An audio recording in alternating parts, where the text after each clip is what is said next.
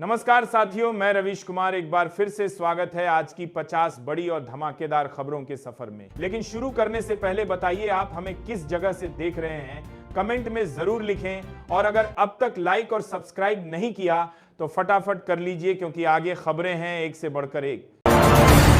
पश्चिम बंगाल की मुख्यमंत्री ममता बनर्जी ने केंद्र सरकार के खिलाफ आर पार की लड़ाई का ऐलान कर दिया है। मनरेगा का बकाया पैसा न मिलने के विरोध में वे 22 दिसंबर से अपने सांसदों के साथ दिल्ली में अनिश्चितकालीन धरने पर बैठेंगी। उन्होंने कहा कि केंद्र सरकार बंगाल की गरीब जनता का हक मार रही है। चुनाव आयोग की बैठक से पहले आज इंडिया गठबंधन इंडिया अलायंस के नेताओं ने दिल्ली में एक गुप्त बैठक की है। विपक्ष ने तय किया है कि वे आयोग के सामने वीवीपैट की 100 पर्चियों के मिलान की मांग मजबूती से रखेंगे। उनका कहना है कि अगर आयोग नहीं माना तो वे जनता के बीच आंदोलन करेंगे। महाराष्ट्र में मंत्रालयों के बंटवारे के बाद अब कैबिनेट विस्तार को लेकर महायुति गठबंधन में फिर पेंच फंस गया है। खबर है कि शिंदे गुट के विधायक ज्यादा मंत्री पद मांग रहे हैं, जिससे बीजेपी नाराज है। मुख्यमंत्री देवेंद्र फडणवीस आज इस मसले को सुलझाने के लिए नागपुर से मुंबई लौट रहे हैं।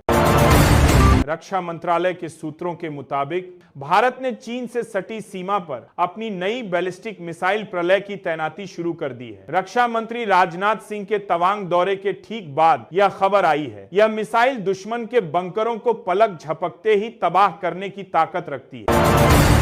राहुल गांधी की भारत न्याय यात्रा 2.0 का पूरा रूट आज कांग्रेस ने जारी कर दिया है। यह यात्रा 14 जनवरी से मुंबई से शुरू होगी और मध्य प्रदेश, यूपी होते हुए लखनऊ तक जाएगी। इस बार यात्रा का फोकस युवा, न्याय और रोजगार पर रहेगा। कांग्रेस का दावा है कि इससे यूपी में हवा बदलेगी।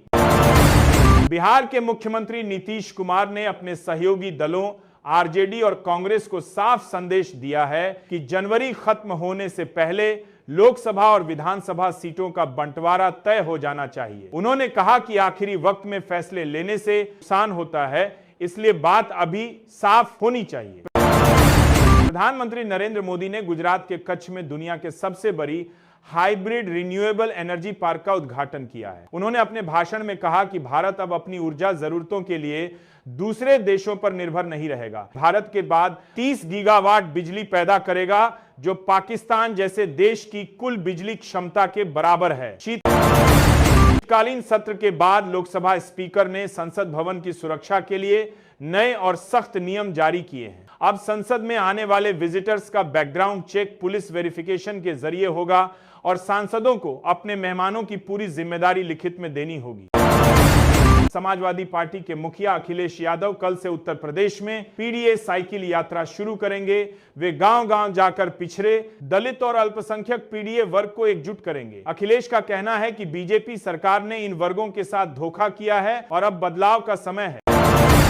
केरल और तमिलनाडु की सरकारों ने केंद्र द्वारा नियुक्त राज्यपालों के खिलाफ सुप्रीम कोर्ट में संयुक्त याचिका दायर करने का फैसला किया है। दोनों राज्यों के मुख्यमंत्रियों ने आज फोन पर बात की और आरोप लगाया कि राज्यपाल चुनी हुई सरकारों के काम में जानबूझकर रोड़े अटका रहे हैं। जयशंकर ने आज एक प्रेस कॉन्फ्रेंस में पाकिस्तान और ओआईसी के बयानों को खारिज कर दिया। उन्होंने कहा कि धारा 370 अब इतिहास बन चुका है और दुनिया को भारत के अंदरूनी मामलों में बोलने का कोई हक नहीं है। उन्होंने साफ कहा कि बातचीत तभी होगी जब पाकिस्तान आतंकवाद बंद करेगा। राजस्थान के मुख्यमंत्री भजनलाल शर्मा ने पुराने पेपर लीक मामलों की जांच के लिए सीबीआई को मंजूरी दे दी है। आज राज्य सरकार ने इस संबंध में केंद्र को सिफारिश भेज दी। सीएम ने कहा कि युवाओं के भविष्य के साथ खिलवाड़ करने वाले चाहे कितने भी बड़े हों, बख्शे नहीं जाएंगे।